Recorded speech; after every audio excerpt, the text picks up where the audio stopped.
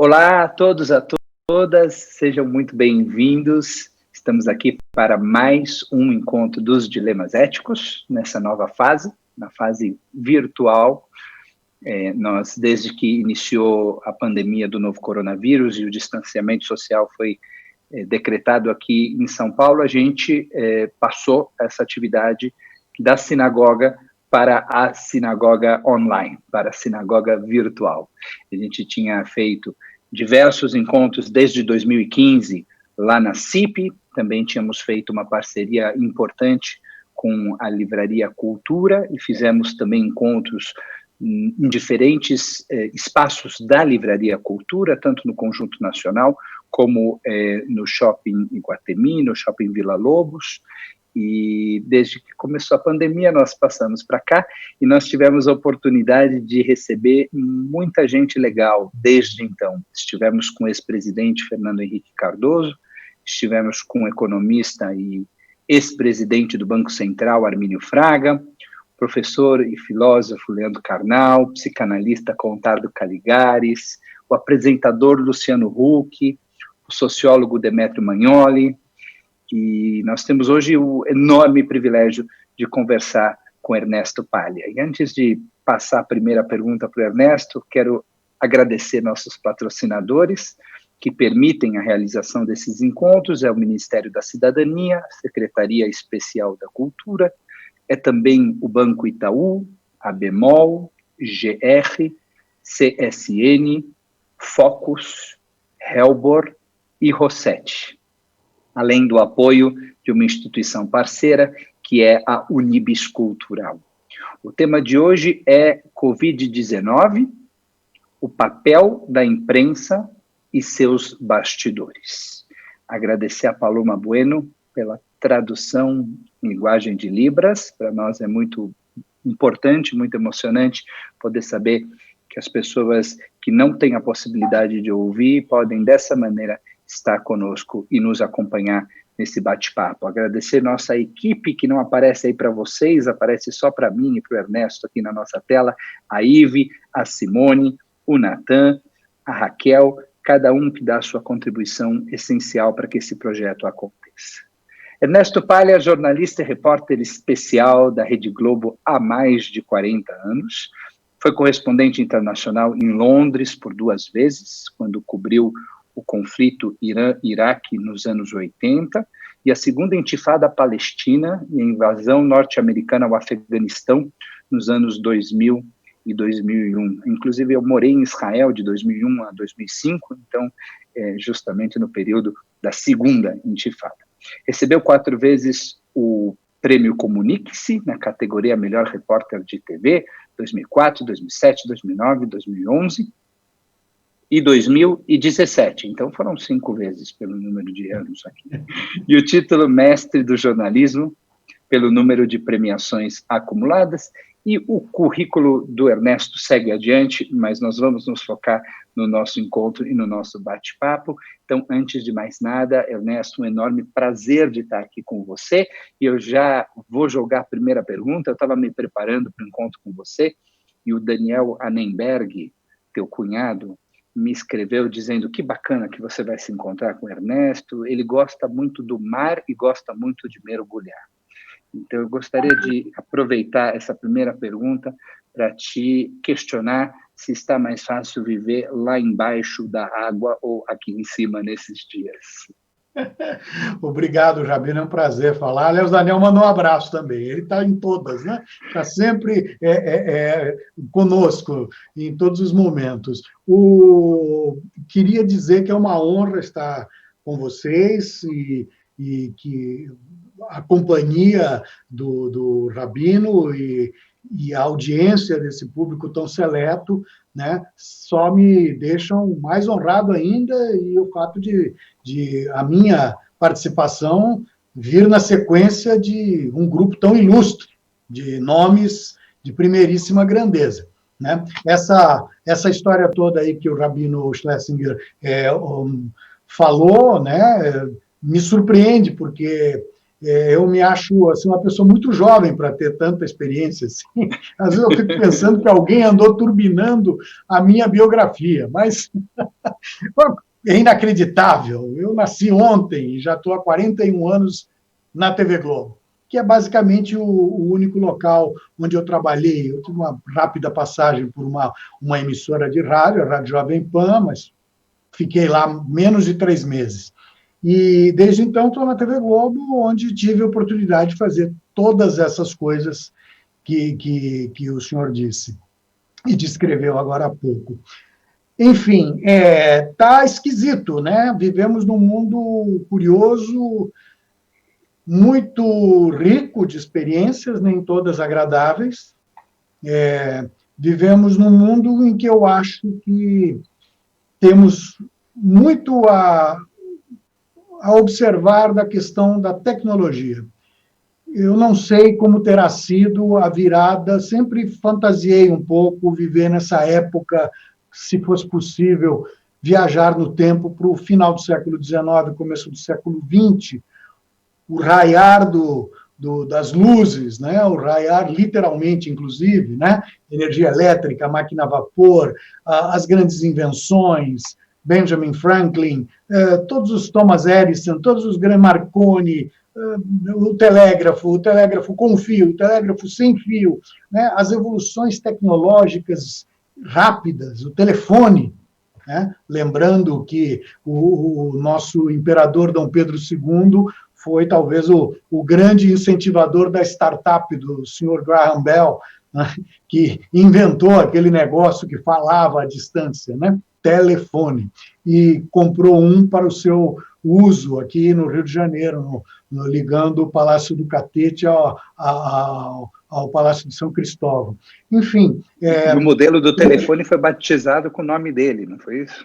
Pois é. Então, nós já vivemos no passado, mas não exatamente nós, né? A humanidade viveu esse grande momento de descobertas. Porém, hoje somos 7 bilhões, somos muita gente. E esses 7 bilhões, talvez mais da metade, né? Porque a gente descobre hoje em dia que metade dos alunos, por exemplo, da rede pública de ensino brasileira não tem acesso à internet, o que transforma o ensino à distância em uma ficção, praticamente, para essa gente, para esse público. Mas digamos que metade da população do planeta esteja interligada de alguma forma. E os brasileiros estão entre os mais frequentes nas redes sociais, na internet. Nós somos um povo gregário, adoramos viver em grupo. Está nos doendo o fato de termos de fazer isolamento social, né? Não só por essa razão, mas talvez principalmente por ela. Mas nós vivemos hoje conectados, né? E o impacto dessa conexão é tremendo, porque coisas que não eram ditas, ou que eram ditas numa mesa de bar, ou eram ditas no segredo da alcova, ou eram até berradas dentro de um parlamento, tinham uma repercussão lenta e limitada. Você talvez fosse ler no jornal do dia seguinte o que determinado político disse ou fez. Agora, o político anda com alguém filmando, né, gravando, transmitindo. Gravar é um verbo já superado, né? Hoje, ninguém faz nada sem carregar o seu celular, e esse celular é capaz de fazer transmissões ao vivo. Hoje, nós somos capazes de fazer transmissões ao vivo da nossa casa, como eu estou fazendo agora, conversando com vocês. Então, o impacto disso é o que eu acho que é o grande modificador de comportamentos, da sensação que nós temos, da sensibilidade ou não que demonstramos e da maneira como nós encaramos o mundo. Tudo mudou e está mudando rapidamente e tudo nos afeta, né? O sujeito que faz um videozinho do outro lado do mundo instantaneamente nos atinge, né? O político que antes vociferava durante 27 anos dentro do parlamento, sem ser muito levado a sério, hoje achou o jeito de multiplicar a sua mensagem e consegue ter repercussão. Então, esse é o mundo em que vivemos. Embaixo d'água, provavelmente seria mais úmido, mas certamente, se a poluição não tiver acabado com eles, os peixinhos nos encarariam de um ponto de vista um pouco mais neutro e menos polarizado. Ernesto, a gente acompanhou nos últimos dias e continua acontecendo essas manifestações nos Estados Unidos, né, em função do assassinato do George Floyd, que mais parece ser um disparador de um grande sentimento de uma insatisfação, né, de uma insurgência da população. Como você vê essas manifestações e de que forma você acredita que elas estão ou não conectadas com a pandemia do coronavírus? Olha, eu vejo, Rabino, que nós hoje ficamos sabendo da morte de George Floyd ao vivo, instantaneamente. Alguém estava transmitindo com seu celular os pedidos de socorro, né? Os gritos sufocados, eu não consigo respirar. E esse grito dele é um mantra que hoje é repetido nas manifestações ao redor até do mundo, né? Na Europa temos visto, no Brasil temos visto, esse grito ecoa. Por quê? Porque ele, lamentavelmente, não foi o primeiro a usar essa frase. Há muitos séculos, muita gente não consegue respirar.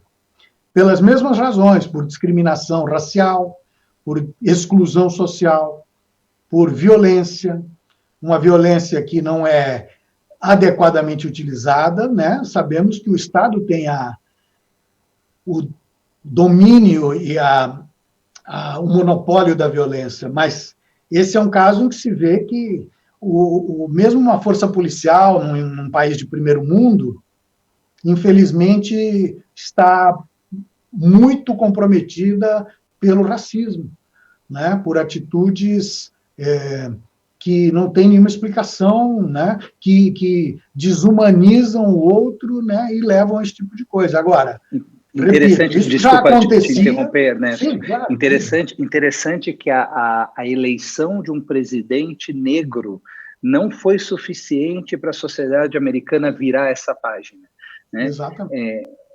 É um processo, né? É algo que leva anos, né? Décadas, séculos. Nós vemos que as marcas da escravidão no Brasil, o último país, né, das Américas, o último país ocidental a eliminar a escravidão, né? Imagine, aqui nós temos até um potencial de maior exclusão do que nos Estados Unidos, onde a escravidão foi abolida muito antes. Mas, mesmo assim, né, a gente vê, lamentavelmente, os Estados Unidos têm uma sociedade onde as tensões raciais são muito importantes, né? Elas são mediadas pela lei. A gente nota que lá existe a tolerância no sentido mais pobre da palavra. As pessoas se suportam, se toleram, não é? Eu suporto você porque a lei me diz que eu não posso fazer nada contra você. Agora, na primeira oportunidade, as pessoas transgridem, né? E agora, provavelmente, as frustrações que estão sendo hoje expostas claramente nas ruas dos Estados Unidos, né? Sem controle, sem respeito, sem liderança, no que a gente parece um pouco com aquelas manifestações de 2013, né? Que acho que não fizeram bem ao país, não somaram, né? E essa é um tipo de explosão que parece estar sempre meio subjacente, ela está escondida, temos ali um paiol de pólvora que está guardado em algum lugar, existe uma fermentação de humores que está sendo alimentada pelas inseguranças trazidas pela pandemia, pelas frustrações, pela necessidade de isolamento, pela necessidade de lockdown, né? Isso tudo está fervendo, né? É um fogo médio que vai, às vezes, depende de um gatilho. O gatilho pode ser uma imagem bárbara como essa que nós tivemos a infelicidade de presenciar, de testemunhar. Não sei. Em outros lugares, isso começa também a se multiplicar, né? Você pode imaginar que Londres tenha também suas tensões raciais, não é? Você encontra as mesmas tensões em Paris, onde não faz muito tempo também vimos levantes, né, de fundo racial. Quer dizer, o mundo está cada vez mais interconectado, mas talvez essas conexões não tenham servido majoritariamente para melhorar nosso convívio. Parece que nos expôs ao diferente e alguma coisa dentro de muitos de nós rejeita esse diferente, né? Então, aqui, o presidente Obama, né, dois mandatos, né, de Barack Obama não foram suficientes para acalmar os ânimos das questões raciais, das tensões raciais nos Estados Unidos. Às vezes, o confronto, num primeiro momento, ele custa a encontrar uma acomodação. Às vezes, acho que ele cria maior resistência, né? É preciso superar esse primeiro momento, né?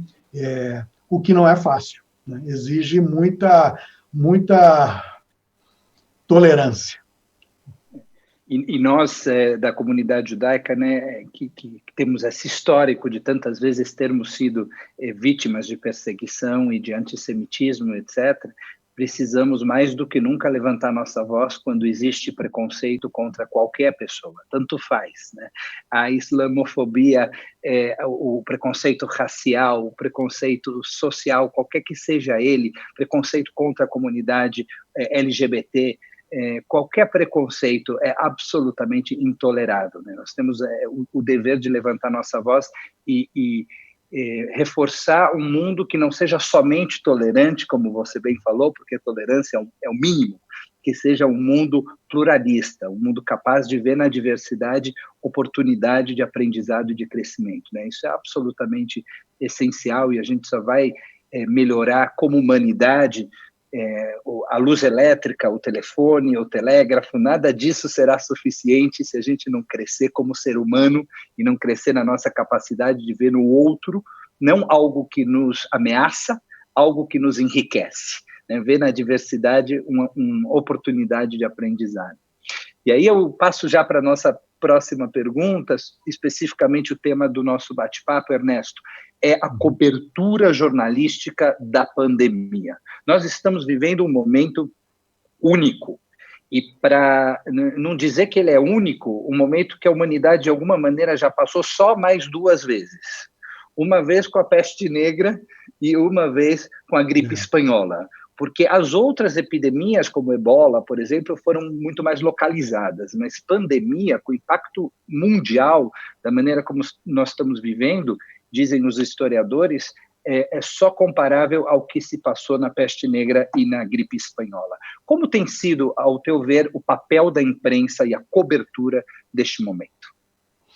Veja, nós chegamos à pandemia num momento em que os veículos de comunicação tradicionais, os grandes jornais, as emissoras de TV aberta, mesmo aquelas a cabo, né, de noticiário por assinatura, enfrentavam, junto com a ciência, né, uma forte onda de questionamento.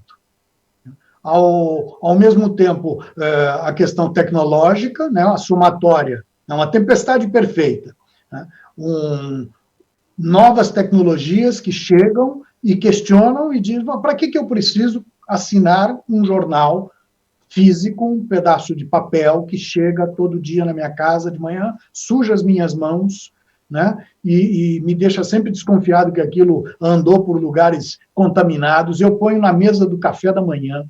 Né? E já então, chega desatualizado, né, Ernesto? E chega com pelo menos 12 horas de idade. né?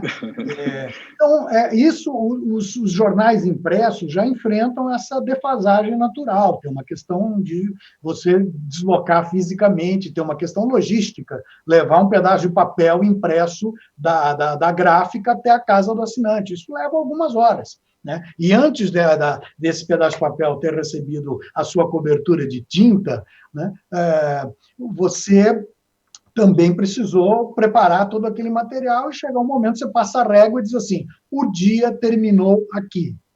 Como assim o dia terminou aqui? Isso é uma noção antiga, superada. Né? Você só vai ter interesse nessa forma de organização das notícias se isso for conveniente para você.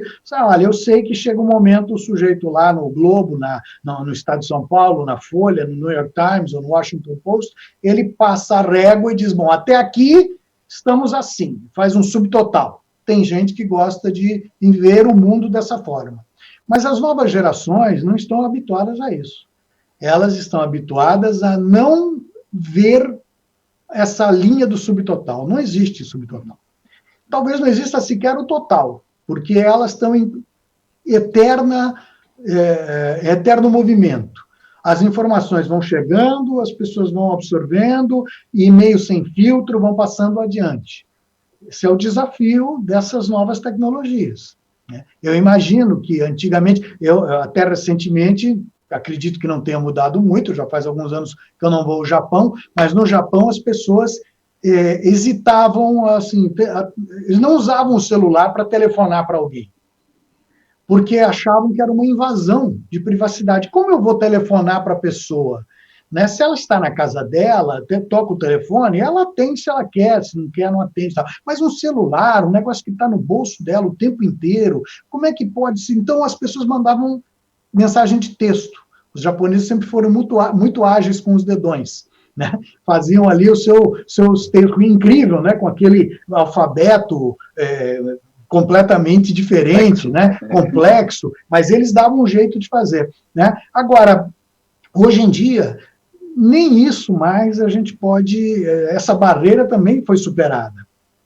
Não se trata de ligar para alguém e falar, se você não quer escrever, você deixa um recado, né? As pessoas agora também um pouco exercem esse respeito pelo outro, ao invés de telefonar e exigir a atenção da pessoa naquele instante, o que pode ser inconveniente, ela deixa uma mensagem de voz pelo WhatsApp. Pede desculpas, né? Não sei por que as pessoas pedem tanta desculpa para deixar mensagem de texto no WhatsApp, mensagens de áudio no WhatsApp, né? Tem gente que, inclusive, coloca ali, não mande mensagem, não escuto áudios, sei lá, mas essas limitações são imaginárias. Ninguém respeita mais isso.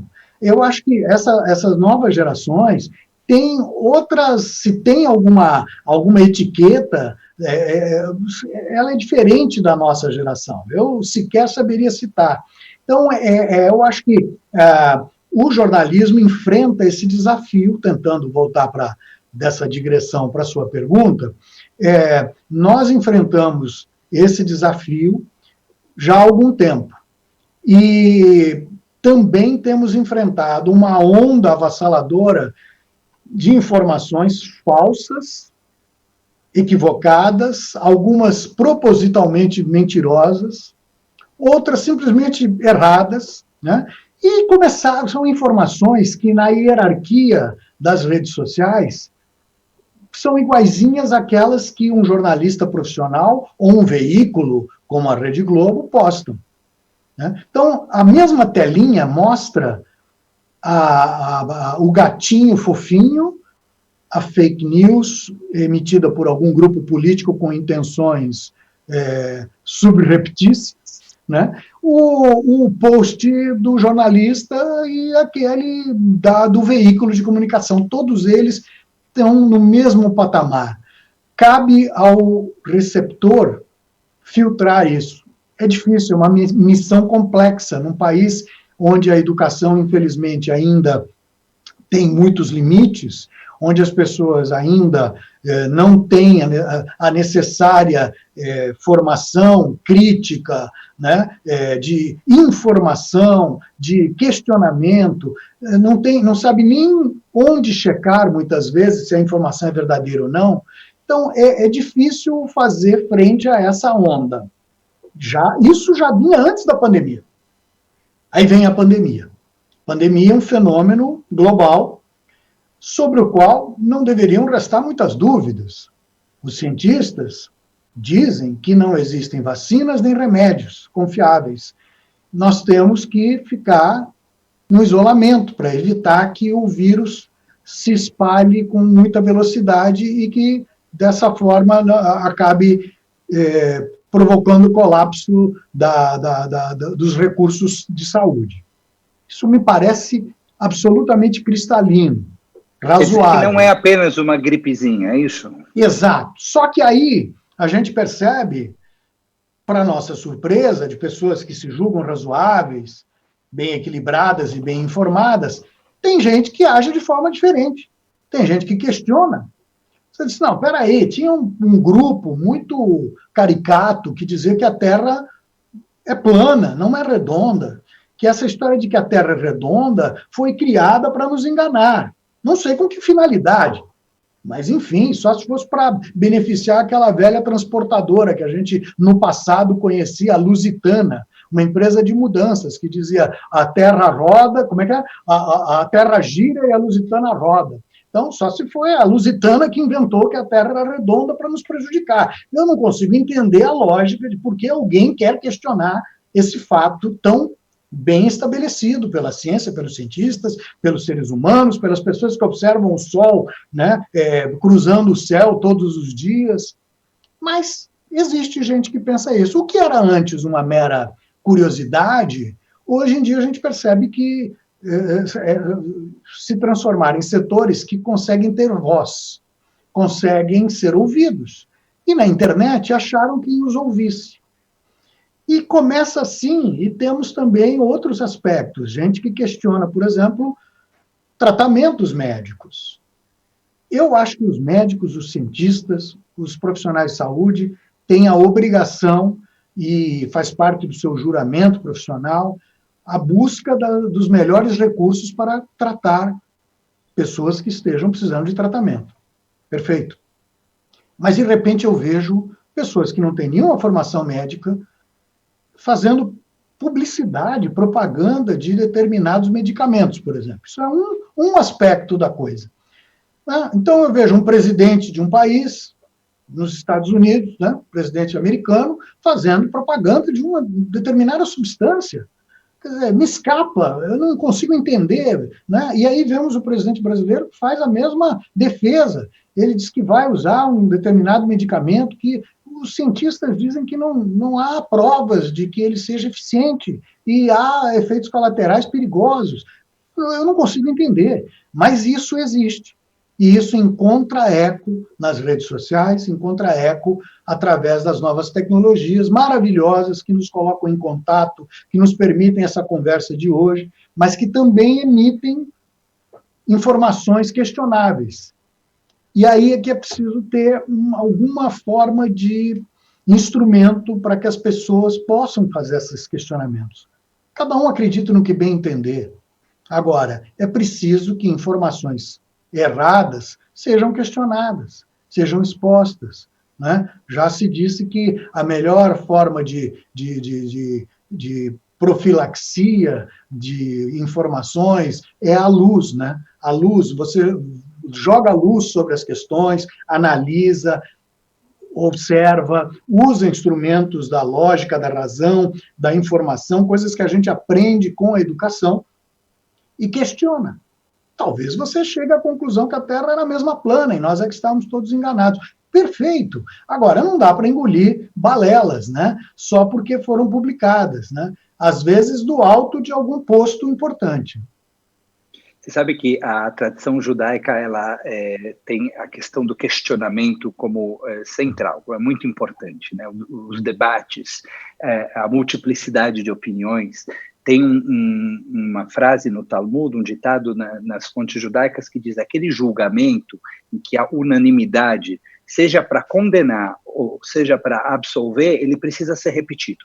Ele é um julgamento suspeito, porque precisa haver a oportunidade do contraditório, precisa haver a dúvida. A dúvida é absolutamente essencial.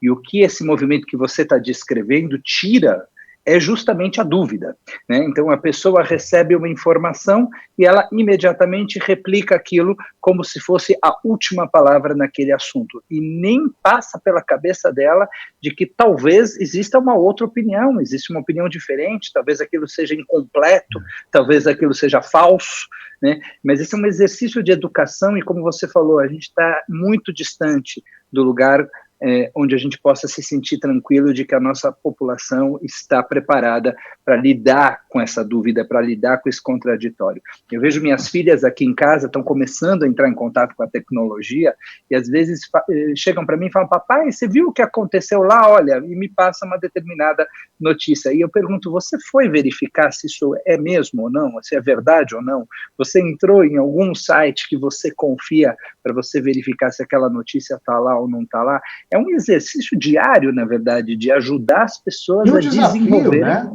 É um desafio. Quem nunca, quem que atire a primeira fake news, aquele que nunca replicou alguma coisa que aquela tia boazinha, colocou no grupo da família, uma informação que parecia super confiável. Caramba, que mal pode querer a minha tia?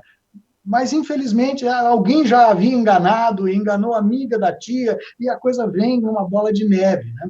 É muito difícil. Agora, uma coisa para mim, Rabino, é muito clara. Não adianta brigar com a tecnologia.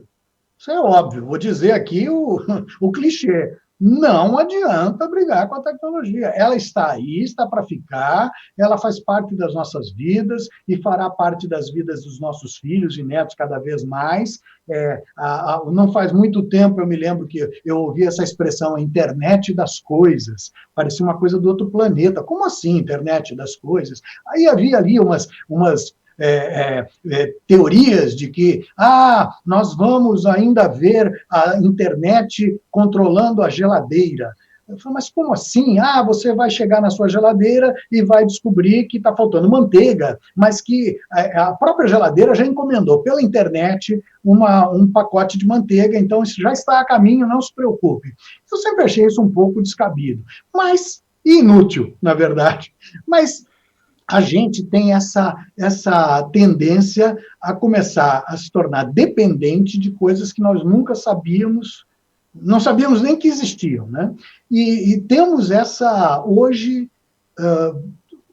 a internet das coisas já é uma realidade, ela está presente em N aparelhos espalhados pela nossa vida, né? A gente carrega no bolso um celular que é um smartphone, que é uma loucura, que tem acesso a tudo e a todos. Então, é bom que a gente municie as novas gerações de senso crítico e capacidade lógica para questionar, né? E aplaudo aí o judaísmo que segue nessa linha, né? E tantas outras tradições, e mesmo quem é ateu como eu, e que tem uma visão de que é necessário questionar, né? É curioso, eu falei agora há pouco do terraplanismo, que é também uma forma de questionamento, né? Então, aí você dirá, bom, mas então você está caindo numa contradição. Mas é o questionamento que nega tudo aquilo que é diferente do que eu penso, é um falso questionamento. É patinar sem sair do lugar. O questionamento verdadeiro é aquele que nos permite usar como ponto de apoio a questão que nós estamos fazendo, né? E a resposta que ela gera. É um ponto de apoio para avançarmos, não é para ficarmos no mesmo lugar repetindo, não, isso não, eu de jeito nenhum, vocês estão querendo me enganar. Tem que ter alguma integridade intelectual nesse processo, né? Não pode ser simplesmente aquilo que me convém, né? O questionamento precisa, no final das contas, confrontar as diferentes ideias para chegar naquilo que é o mais provável, né? A gente não usa mais a palavra verdade, é uma palavra complicada, e a gente vive na contemporaneidade, na época das verdades, mas você, na medida em que você estuda um determinado assunto e você se alimenta com mais conhecimento e com mais informação e ouve diferentes pessoas, você chega mais perto do real, você chega mais perto do razoável. Tem uma pergunta aqui do Ari Heimberg, que vai justamente nessa linha. Qual o limite entre divulgação de fake news e censura? É muito delicado, tá? Neste momento, o nosso Congresso se prepara, está discutindo, né, a criação de uma lei tentando limitar um pouco o fenômeno das fake news, fazendo, pelo menos, a única coisa que se conseguiu, porque, veja bem, nós estamos usando uma plataforma baseada na internet, que é essa curiosíssima rede de computadores que começa com finalidade bélica lá nos Estados Unidos, nos anos 50, para tentar criar alternativas em caso de um ataque atômico russo, os vilões de sempre, né, para os americanos, principalmente, né, um ataque russo poderia destruir uma central de computadores e jogar os Estados Unidos de volta no Neolítico, em milésimos de segundo. Então, eles resolveram interligar diversos computadores ou centros onde havia processamento de dados importantes para formar a ARPANET, né, que era uma rede de computadores ainda com esse espírito estratégico militar de defesa, interligando Pentágono, Casa Branca, órgãos do governo e escolas, universidades, né? Mas, de repente, o mundo acadêmico se apossou dessa tecnologia e, num primeiro momento, ela deixou de ter essa prioridade, essa ênfase na defesa e migrou para o mundo acadêmico, como uma forma de acessar dados remotamente, uma forma de consultar bibliotecas à distância, uma forma de armazenamento de informações, né? E, aos poucos, ela foi virando isso que a gente conhece hoje. Então, e desde o início dessa sua trajetória no mundo acadêmico, ela sempre evoluiu usando contribuições espontâneas, gratuitas, de boa vontade, de muita gente que se dedicava a passar madrugadas a fio escrevendo código, inventando utilidades, inventando formas de tornar a internet mais acessível. Não sei quem aqui desta nossa audiência se lembra das telas verdes com uma letra C que ficava piscando ali, né, no cantinho esquerdo. E eu me lembro que a primeira vez que eu entrei na internet, eu me deparei com esse tipo de tela. Eu disse, bom, para que serve isso? Não, você pode digitar uns comandos e você entra na Biblioteca, por exemplo, Nacional dos Estados Unidos. Puxa, que maravilha, mas e o que eu vou fazer com isso? Ah, não, você pode pesquisar livros. Você sabe que existem livros tais lá, estocados, mas e se eu quiser ler o livro, como é que eu faço? Olha só, isso já foi a internet. Hoje é essa maravilha, onde a gente compra o livro, a gente lê o livro de graça, a gente pesquisa as bibliotecas mundiais, passeia pelos museus, tudo sem sair de casa, né? Agora, nós temos hoje dificuldades, né? Eu, pelo menos, na minha geração, vê com uma séria desconfiança iniciativas de impor limites à internet. Porque ela tem esse DNA libertário. E é bom que tenha sido assim. E ela evoluiu graças a esse espírito libertário. Mas nós estamos percebendo que todo mundo sente a necessidade de direita, de esquerda, de centro, gente que nem se julga política, as pessoas percebem que é preciso colocar algum limite, porque a internet tem sido usada de forma mal intencionada, de forma irresponsável, e é preciso que isso seja... E essas iniciativas não são assim tão espontâneas quanto parecem. Foi-se o tempo em que o garotinho pegava o telefone, ligava para a polícia e passava um trote. Apesar de que isso tristemente continua acontecendo. Mas, hoje em dia, não são mais indivíduos apenas, são organizações, são grupos financiados com dinheiro, com recursos, utilizando robôs, né, que são mecanismos virtuais que permitem disseminar com velocidade qualquer mensagem, seja ela boa, seja ruim. Né? E quem faz isso escondido, normalmente utiliza para fins negativos, né? Fins ruins, que beneficiam uma minoria em detrimento da maioria, né? Prejudica muita gente. Né? Então, hoje existe uma necessidade de se impor algum limite. É um desafio. O que a sociedade brasileira está disposta, porque limite significa vale para todo mundo. Então, o que você, Ari, está disposto a abrir mão, né, para que a internet seja um pouco mais decente, mais verdadeira, menos mentirosa, menos agressiva? Será que nós poderemos abrir mão de todas as da nossa absoluta liberdade? Talvez seja Mas absoluta necessário. liberdade não existe, né, Ernesto? Quando a gente decide que a gente vai viver em sociedade, a gente está, de certa forma, abdicando de uma parcela da nossa liberdade para que a gente possa viver em grupo. Isso desde sempre, né? A gente acabou de sair da festa judaica de Shavuot, que comemora o recebimento dos 10 mandamentos no Monte Sinai. O que foi o recebimento dos 10 mandamentos, se não o cerceamento da liberdade do povo de Israel? Foi isso. A partir daquele momento, o povo ficou menos livre. Ficou menos livre porque ele tinha 10 mandamentos para seguir. Mas, por outro lado, a convivência se tornou possível.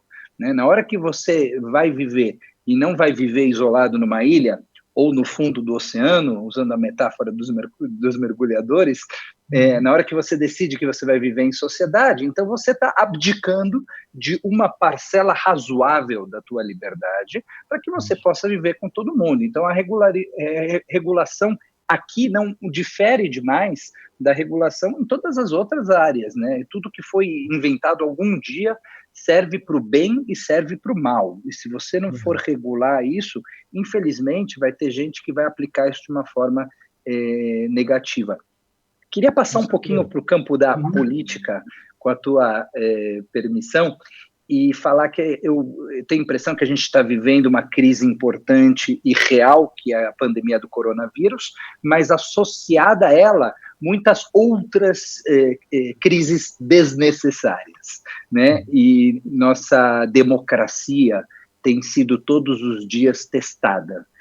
Como você vê a situação política hoje do nosso país e se existe momento para a gente estar preocupado com a nossa democracia? Rabino, eu acho que a democracia é uma construção que depende de todos. É importante que todo mundo envolvido numa construção esteja, pelo menos, movido pelo mesmo interesse.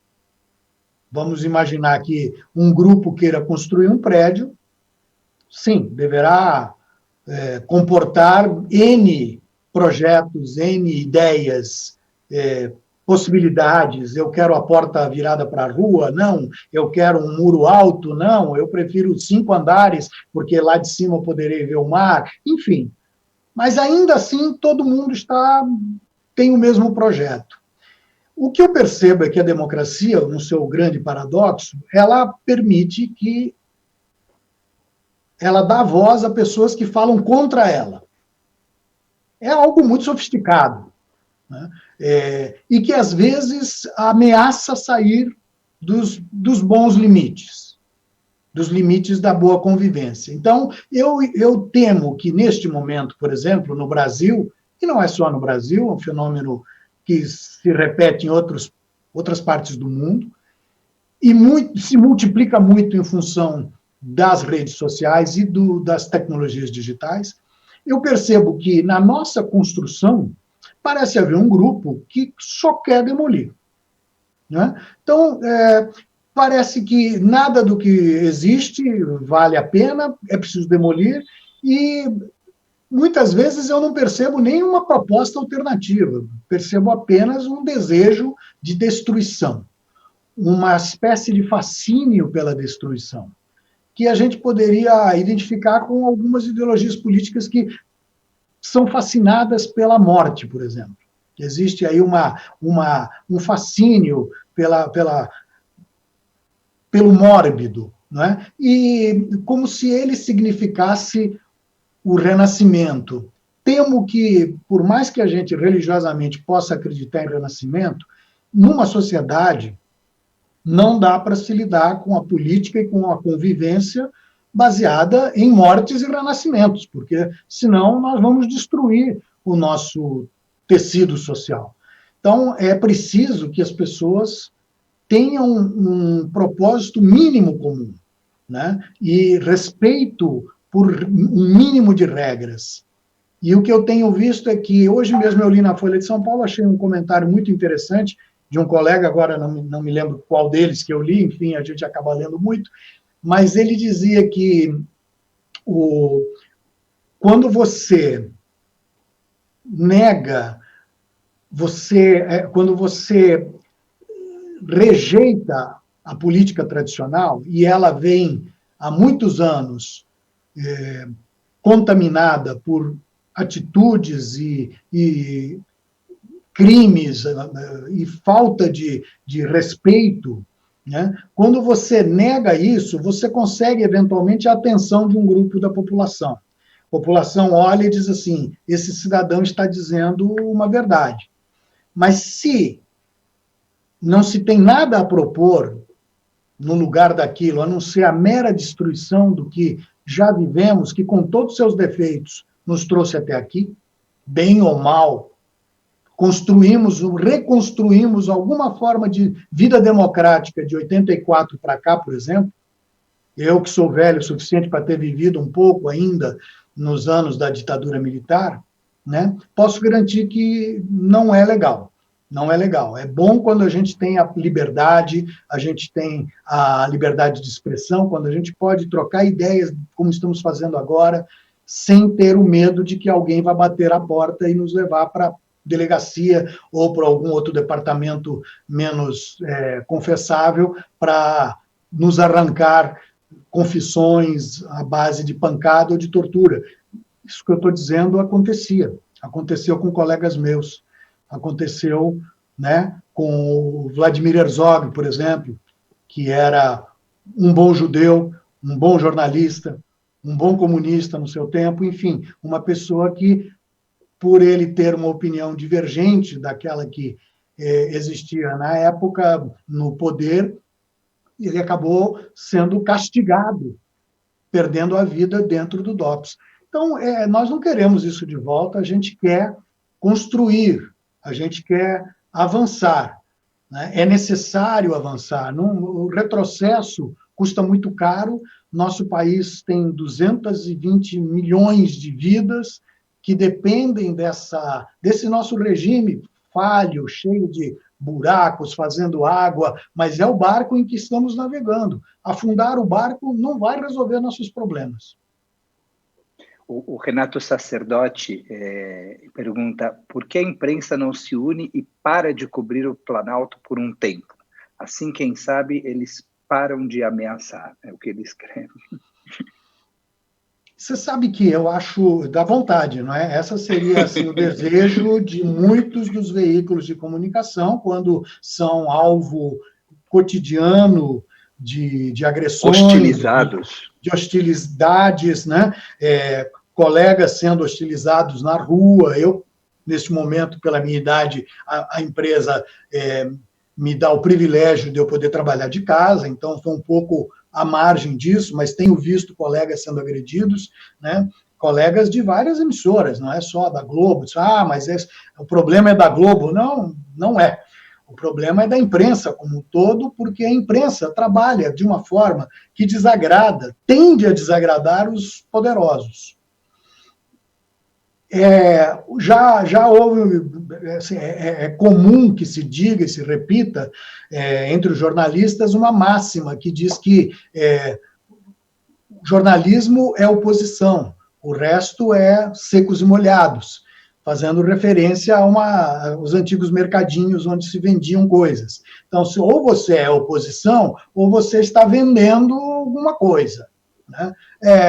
Eu acho que é talvez um pouco ousada essa expressão, mas, enfim, ela traduz a nossa vontade de não estarmos nos vendendo e sim estarmos vigilantes. O papel da imprensa é o da fiscalização, né? Então, e o fiscal raramente é agradável. O fiscal é o cara que vem atrás do defeito. É um papel tão essencial, né, que aquele que quer suspender a democracia, a primeira coisa que faz, fecha os jornais, porque entende que a imprensa é absolutamente essencial para a manutenção dessa democracia. Exatamente. Agora, e o que é importante é que às vezes as pessoas dizem, vocês ficam reclamando porque vocês, jornalistas, querem ter toda a liberdade. Desculpe, a nossa liberdade não é nossa. A liberdade de expressão é da sociedade como um todo. Ela é o principal instrumento que dá literalmente voz a todo mundo numa sociedade. No momento em que você compromete a liberdade de expressão, você realmente toma um caminho muito perigoso, né, onde os poderosos poderão fazer tudo que bem entenderem contra os interesses de muita gente, possivelmente até da maioria da população, né? Então, nós devemos preservar o direito à expressão, a liberdade de expressão, que não é do jornalista, não é do veículo de comunicação, é da sociedade. Nós o exercemos em nome da sociedade e acredito piamente que nós fazemos um bom trabalho com isso. Tentando responder a pergunta do Renato. Renato, se a imprensa se ausenta cada vez que ela é vítima de hostilidade, corremos o risco de fazer o jogo do inimigo. Corremos o risco, dá vontade, sabe? Vire-se sozinho. Ora, a questão é que hoje existem veículos alternativos, existem canais alternativos, a internet, os grupos fechados de WhatsApp, ou então os perfis em grandes redes sociais. E eles não são sujeitos, pelo menos por enquanto, ao escrutínio, à fiscalização de um jornalista treinado, de um veículo que tem uma série de jornalistas. Dizendo, não, mas quem você pensa que é para falar em nome da sociedade? Não sou eu, são centenas, milhares, no caso da Globo, de jornalistas trabalhando. Você acha que todo mundo pensa igual? Todo mundo acata ordens de cabeça baixa, né? Não, todo mundo questiona o tempo todo mundo fala, discute, argumenta. Claro, existe um chefe, existem chefes, existe um dono, um patrão, um empresário, né? O veículo tem dono, é justo que seja assim, esse sistema, o veículo comercial tem esse modelo e ninguém acha que ele vai deixar de existir, né? Então, existem questões, mas de quem é, em última instância, o julgamento se essa fiscalização está sendo exercida de forma correta, lúcida, honesta e franca? O público. O telespectador, né? O telespectador, claro, o leitor do jornal, claro, o ouvinte do rádio.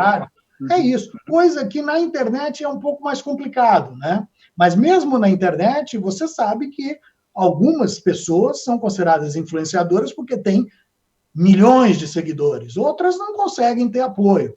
Então, os seguidores também, de alguma forma, poderão, apesar de que eu acredito que o compromisso que o seguidor tem com o seu seguido, digamos assim, com o seu influenciador, é um pouco diferente daquele cara que consome a informação através do veículo jornalístico.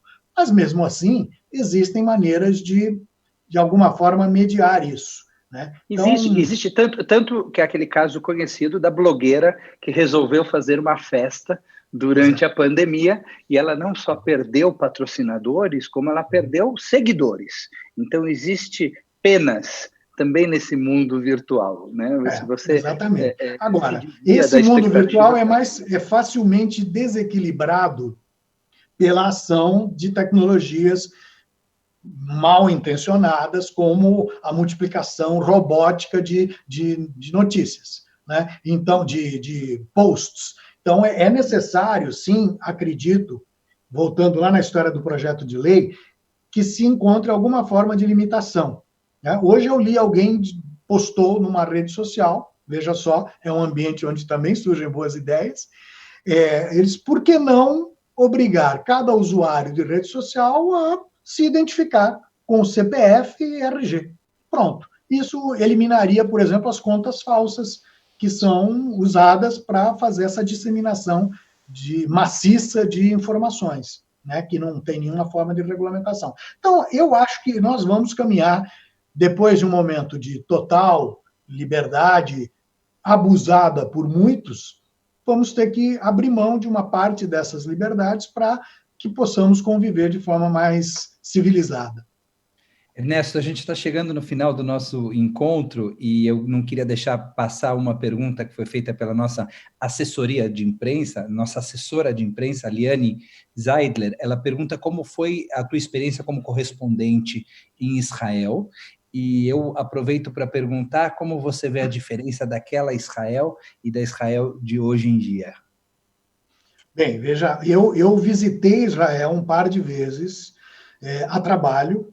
Foi uma experiência riquíssima. Eu me prometi que voltaria lá como turista. Tentei ir, mas fui apanhado pela segunda intifada e não foi possível naquele momento. Nos anos 2000, 2001, eu estava morando em Londres e a gente queria muito ir a Israel, né? Mas não foi possível. Mas eu tive uma experiência assim bastante enriquecedora. É importante conhecer pessoalmente, é importante ver com os próprios olhos, compreender o que é aquele caldeirão de culturas, de história, de religiões. É muito interessante. Nós, ocidentais, nascemos lá, é um dos nossos berços, né? Estamos ali, as religiões do livro, temos ali as nossas histórias, a gente anda pisando pedras que Jesus pisou, não é? Então, é muito importante ir aos lugares, conhecer. Eu não tive a oportunidade de fazer turismo em Israel, né? E acredito que Israel seja um desafio à humanidade. A sua própria criação já foi cercada de controvérsia. Ela é o resultado, provavelmente, em grande parte, da ignorância, da omissão, melhor dizendo, da omissão dos povos durante o Holocausto, né? A omissão gerou um movimento que depois acabou uma sensação de culpa que, de alguma forma, se tentou resolver criando o Estado de Israel. A gente sabe que, até hoje, a presença de Israel é questionada, é alvo de ataques, é constantemente hostilizada pelos seus vizinhos árabes, né? Que tem lá suas questões também. Então, é importante observarmos o que acontece lá. Eu tive a honra de entrevistar Shimon Peres. Que legal. Ele, como grande diplomata, né, e um político de altíssimo escalão, ele me disse, olha, eu gosto muito de acompanhar o que acontece no Brasil e na convivência, vocês têm muito a nos ensinar. Eu disse, desculpe, primeiro-ministro, mas o senhor, agora o senhor precisa me explicar o que é exatamente que o Brasil e seus vizinhos teriam a ensinar a Israel. Ele disse, olha, o Mercosul, que na época navegava de vento em popa, é um exemplo de como é possível conviver com seus vizinhos pelo caminho, principalmente dos negócios, do comércio, dos interesses econômicos mútuos, que acabam aproximando os povos, superando desconfianças, superando rivalidades, né? Ele sabia das nossas rivalidades futebolísticas, por exemplo, com argentinos, uruguaios e paraguaios, né? E ele disse, olha, eu acho que nós podemos aprender e não faz sentido ficar brigando por centímetros de terra num mundo que está cada dia mais virtual. o mundo, os negócios, as relações acontecem cada vez mais no espaço da internet. Veja só, isso lá se vão 20 anos. Que pessoa, que cabeça, que pessoa antenada, não é? Enfim, eu agora inverteria essa equação e diria, nós continuamos tendo que observar o que acontece em Israel. É uma grande experiência humana de convívio difícil entre vizinhos, né? E que, no fundo, é a síntese da nossa aventura aqui na Terra. Tentar conviver de forma pacífica com o nosso vizinho, com o nosso diferente, especialmente aquele que está mais perto de nós. E que a gente consiga resolver isso tudo de forma civilizada e democrática, começando aqui no nosso país. Amém. Ernesto, que papo gostoso, e como essa 1 hora passou rápido. Eu quero te agradecer demais, demais pela tua presença aqui com a gente. Foi uma conversa deliciosa. Agradecer nossos patrocinadores, agradecer a equipe que trabalha aqui atrás dos bastidores, permitindo que isso aconteça, a Simone, a Raquel, a Ive, o Natan, a Paloma, que faz a nossa tradução para Libras. Muito bom. Eu agradeço imensamente a oportunidade, a conversa é sempre uma ferramenta importante de reflexão. E quando essa conversa é feita com pessoas inteligentes e a conversa é comandada com a serenidade e a erudição do Rabino Michel, fica fácil. Muito obrigado pelo convite, sempre às ordens.